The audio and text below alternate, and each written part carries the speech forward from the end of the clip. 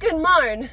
So I received this comment the other day and I figured, like, why not go ahead and address it? Let's address all of the accusations. And I'm going to also use this as an opportunity to tell you guys my story and tell you a little bit about me, because there is a lot of new people and new followers over here that don't know me from my other platforms. So let's address this first. Now, I am going to use this as an educational opportunity. I will not be blowing up this girl's identity or anything like that. This is simply for educational purposes. So for anybody that is new here, hi, I'm Rachel and I am an addict.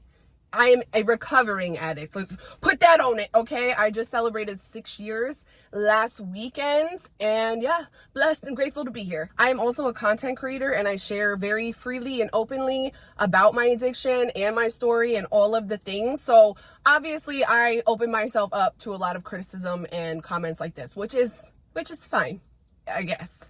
But here's my thing. Okay, so let's address this. First of all, commenter, I want to say congratulations on 3 years. That is absolutely amazing. You are a miracle. I will also say that in my own personal recovery, I have never, not once in 6 years, gone on a public platform and tried to accuse someone else in recovery of being high and asking them for receipts, which the receipt part kind of threw me for a loop, because what exact did you want me to, like, pee in a cup and mail it to you directly, or? So as I said before, I just celebrated 6 years completely sober. And when I say sober, I mean completely abstinent from every single substance. Every single substance. I'm out here raw dogging life. I work a 12-step program. I run recovery meetings. I try to help other addicts every single place that I can. But here's what I want to address in your comment. I think that a lot of people think that sobriety equals boring. Sobriety and recovery equals that you can't have a personality. God forbid you have a little bit too much energy. Oh, people are going to be like, you're a crackhead. And that's, unfortunately for me, my sobriety means the opposite of boring. It means the opposite of having no personality or having no energy, because when I was in my active addiction, babe, I was a literal zombie human. I don't know about you. I don't know what your addiction looked like. I don't know what your recovery looks like. All I know is, for me, I was robbed of all of that in my whole addiction. I was quite literally just a zombie out here, just all the time like this. That was me. Nothing. Just my addiction and nothingness. So when I got sober, I got comfortable enough with myself to be able to be goofy, to be weird, to be messy, to be exactly who I am, and be vulnerable with other people and laugh a lot. Okay? Deflection with humor and trauma giving me a little bit of funny juice has been real in my life. So no, I am not under the influence of any single substance for over 6 years now. But really my main concern in addressing this comment is I just want to, like, encourage you not to do this in a public forum. And this is not even for me. Thankfully for me, I'm 6 years in. I'm very strong in my recovery. I get comments like this all the time, right? Of people, when you share about your recovery on a public forum and to the world, you obviously open yourself up to criticism and people's opinions and everything like that. That's totally fine. Like I said, thankfully for me, I am very secure in my recovery. I don't need to prove anything to anyone, because I prove it with the way that I live my life today. I used to be a piece of actual crap human. Today, I like who I am. I show up the way that I want to most days. I'm not perfect, but if you knew me before, you wouldn't know me now. You would be like, who is that? Okay. So I personally don't feel that I need to prove to anybody, but these kind of comments can be so damaging to someone that is newer in their recovery and hasn't got their footing yet. I don't worry about these kind of comments, because like I said, I am used to this. I am used to getting, so much criticism about every area of my life online. That's fine. But if you say someone posted something in their first 30 days and they're trying to share their story or being a little goofy or whatever, and you were to say something like that and accuse them of using or relapsing, or also accusing them of being manic and trying to, like, diagnose people online, that was a little bit weird behavior too. I think let's normalize, like, maybe not doing that, I don't know. But those kind of comments can be so damaging to someone that is not fully secure in their sobriety.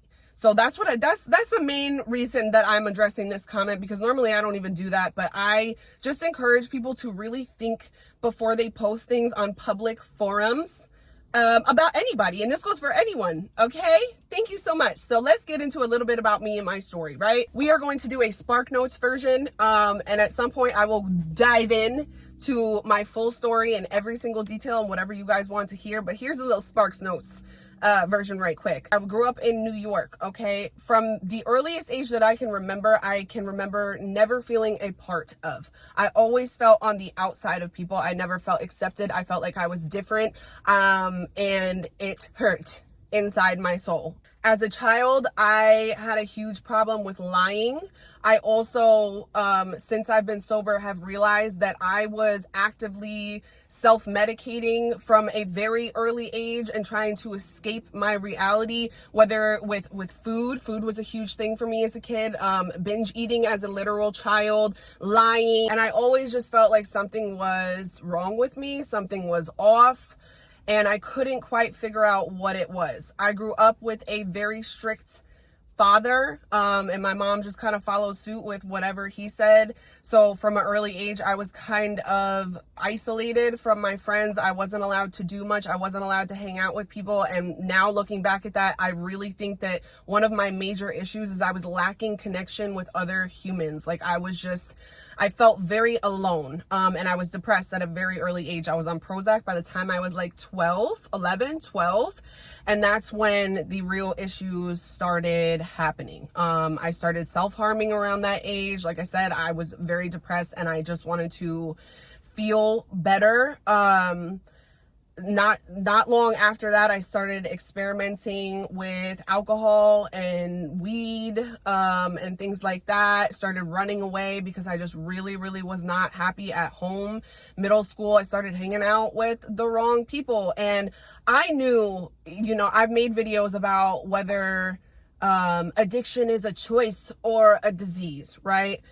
In my opinion, I've already stated it is a disease that starts with a choice. But for me, I was already an addict way before I touched any drugs or alcohol. Way before. And when I was never aware of that, obviously, at that ripe young age.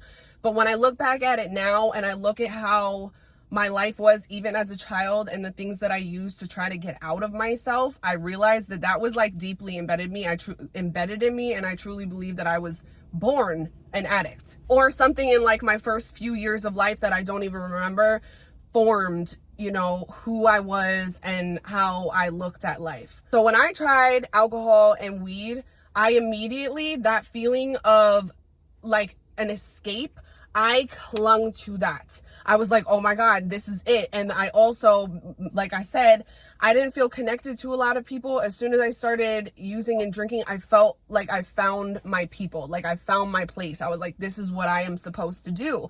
And in the beginning, it wasn't terrible, right? Like I was having fun. I was getting in trouble, but like I was having fun, and things weren't terrible in the beginning. Things were just like new and fun and exciting. After middle school, my parents took me out of public school and sent me to Catholic school, hoping that it would fix me and help me not be a problem child. But that only escalated my use and the frequency of it. I was smoking and drinking at any point that I could. I was very attracted to other kids that were doing that. Like those were my people. If I found out someone else like smoke cigarettes or smoke weed, I was like, oh my God, they're so cool. Let's be friends. I started experimenting with harder substances like, cocaine and X pills and things like that. And that's when I was really like, and I was terrified before I tried all of these things, but it was like, once I tried one, I was like, oh, that wasn't so bad. Let's try the next one. And that's how my brain worked in that time. And that is not normal. I also need you to remember that at this time, and this is not taking any responsibility away from the choices that I made, because the choices that I made were clearly wrong. And I was absolutely going down the wrong path. But my frontal lobe, babe, and the decisions that I was making were not Like, I was so young. I was not at any point, like, I should not have been making any decisions like this at an age like that, right? And I always say this, the difference between my friends and I, when I started experimenting with weed and alcohol and the normal things, right? When they did it and like that was it. They didn't continue to think about it. Like, they did it here and there. When I did it for the first time, my brain became obsessed. I thought about it 24/7. I needed it. I was planning, like, if I didn't do anything all during the week in school, I could not wait for the weekend or any point where I could do what I needed to do to feel like I was escaping my reality. A couple years goes by. I meet my baby daddy. Okay. We were 15, I believe, when we met. And at that point, like I said, I was already doing certain things. Ecstasy was it was probably like my first like addiction. And I've also, if you've watched any of my interviews or my podcast interviews, you know this, I really realized how different I was from other people, because when I could not get it, like say it was a weekend and we couldn't get some e-pills, I threw a literal toddler tantrum. Like a toddler, like screaming, crying on the floor. I was not okay. It was like my world was going to end. I was not okay. And I'm looking around and I'm like, why are you guys not freaking out? Like, I'm freaking out because I'm not going to be okay. Like, I will die if I don't get what I need right now. And one of the nights that we could not get that, I was offered a line of Oxycontin. I had no idea what it was at the time. I was just willing to do whatever to not feel how I was feeling. And after that night, and once I did that, it was basically on and popping, okay? Because unlike the substances that I was using, Oxy I could be normal on. I couldn't very much go to high school rolling face how I wanted to and not look like an absolute crackhead, right? When I discovered Oxy, I was like, holy shit, I can function on this. And people don't really know, unless I'm like completely knotted out, I'm pretty normal. I can function. I can go places. I can do things. So I started doing that every single day at an extreme rate. These were the Oxy 80s. They were very powerful, and they put me in a chokehold for sure. I did not know what opiates were at that point. I truly had no idea. So once I didn't have it for the first time, I found out what withdrawals are. And that was absolutely brutal. The first time that I went through withdrawals, I thought I had the flu. I wanted to go to the hospital. I was calling my mom crying, having zero idea that it was from these pills that I was doing. After that, you would think that would make me stop. No, I'm so sorry, but no. After that, I was like, okay, the logical conclusion is that when I do this, I have to do it all the time. I have to make sure I have it all the time so I am never sick. I went balls to the wall in my opiate addiction, okay? They turned the oxys into OPs. You couldn't do them how you wanted to anymore in the ways that you weren't supposed to do them. So we went to blues, right? We went to Roxy's. And then after years of that, I definitely graduated the heroin route because it was cheaper and it was stronger and it did the same things. Now, during this whole time, I was trying to get sober. I had many times where I went to rehab where I really, really wanted it. And this is how I explain it. Half of my brain wanted to be sober so bad throughout my whole addiction. I would go to meetings. High. I would try my best to like get it, but I could never get it no matter how hard I tried. And now looking back at it now, in hindsight, I wasn't ready or willing to do like 1,000% of the work. I just wasn't. I was willing to go to meetings and like talk to other addicts and do that, and I felt very accepted there, but I wasn't willing to do the steps. I wasn't willing to help other people. I wasn't willing to really look past myself and get out of my own selfishness. So I was in my addiction for over a decade, and if you already follow me, you know that there was a very delusional point in my addiction where I was trying to get off opiates, and while I was detoxing, I decided to do crack cocaine to get my mind off of the detox. And I know it doesn't make any sense at all, but you have to understand, I lived in Delulu land, Delulu Queen, and I really truly thought that it was the best idea because I didn't like uppers. It didn't like them. So I was like, oh, this is a fantastic idea. I will do this just to kind of get my mind off of it, and then I'm going to be so sober. It obviously did not work out that way. I went on a 6-month, all day, every day, crack and heroin run. And I'm so grateful for that now, because I needed that, because with opiates, I was very functional on the outside. I could still take care of all of the things, even though I was living this double life and shit was a mess internally and in a lot of areas of my life. But on the outside, I could kind of make it look okay. So I convinced myself I was fine a lot of the time. Once I added the uppers to the mix, things went down fast, downhill fast, like this. Okay, I did not want to be alive 6 months in. I was in psychosis. I wasn't sleeping. I was already skinny. I lost another probably 30 to 40 pounds. Your girl was emaciated. It was really bad. And I was just not okay anymore. I couldn't function. I was completely unmanageable. So from the desperation of that, of being like, I'm either going to let this take me out and kill me, or I can possibly get some help. And I probably wasn't going to get help on my own, but I had an old counselor reach out to me on Facebook and be like, how you doing? And I was like, I'm not okay, actually. And he asked me if I was willing to get help. I came down here to Austin.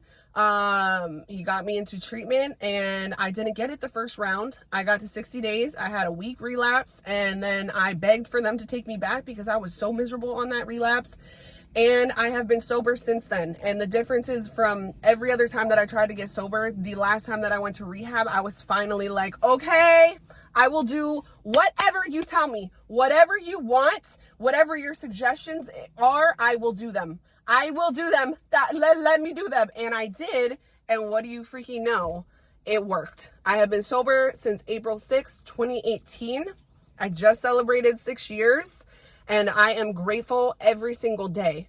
Every single day. I have to continue to work at this every single day. This is not just like I went to rehab and I'm cured type of thing. I have to continue to grow my relationship with my higher power, spirituality, every single day. I have to be helping other people every single day. I have to be looking at myself and taking my own inventory and realizing where I'm wrong and correcting that behavior, and trying not to be a piece of shit every single day of my life. It's not always easy. I am not perfect at all. I still have my moments where I don't show up how I want to show up, right? But the life that I live today is so incredibly different than what it used to be and what it used to look like. And my life is beyond my wildest dreams. That's what they say in a book, right? And I hate the cliche sayings in recovery, but it is so freaking true. I never imagined that I would be here. I never pictured myself being sober. I truly thought it was not even an option for me. Like, I was just like, when I thought about it, I'm like, that could never be me. I've tried so many times. I just know that will never be me. I will be in my addiction to the end of my days. And here I am, 6 years in, which is absolutely insane when I think about it. And I'm truly so freaking grateful every single day of my life. I'm not supposed to be here. I've overdosed. I've been dead for 7 minutes. I've been through just things that nobody should ever have to go through, the situations that I put myself in. Insane.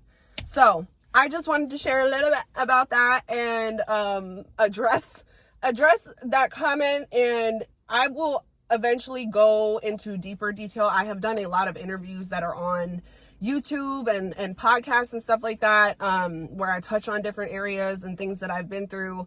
You guys let me know what you want to hear specifically, and we'll get into it. And if you are struggling in your addiction, or if you're in recovery, I want you to know that you are not alone. I love you. I am you. And welcome home, baby. Welcome home. Okay. Like, subscribe my channel. Love you.